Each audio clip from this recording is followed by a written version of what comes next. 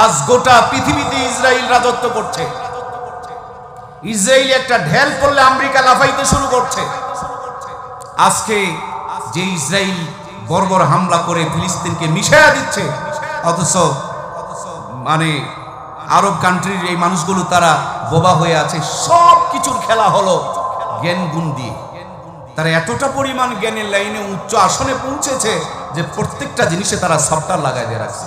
প্রত্যেকটা পিছনে তারা একটা করে সিস্টেম করে দিয়েছে, যাতে করে সেটা তারা নিয়ন্ত্রণ করতে পারে। আমার দেশেও তাদের বহুত এজেন্ট আছে, আমার দেশেও তাদের বহুত দালাল আছে। আমার আপনার মতন বহুত দাড়ি টুপিওয়ালা কাজ করছে মুসলমানদের কাছে ইসরায়েলকে জনপ্রিয় করার জন্য, মুসলমানদের মাঝে ইসরায়েলের প্রতি যেন ঘৃণা না ঢোকে তার জন্য, মুসলমানের কাছে ইসরায়েলকে হালাল বানানোর জন্য, মুসলমানদের কাছে ইহুদিদেরকে যেন ঘৃণার নজরে না দেখে তার জন্য তারা কাজ করে যাচ্ছে।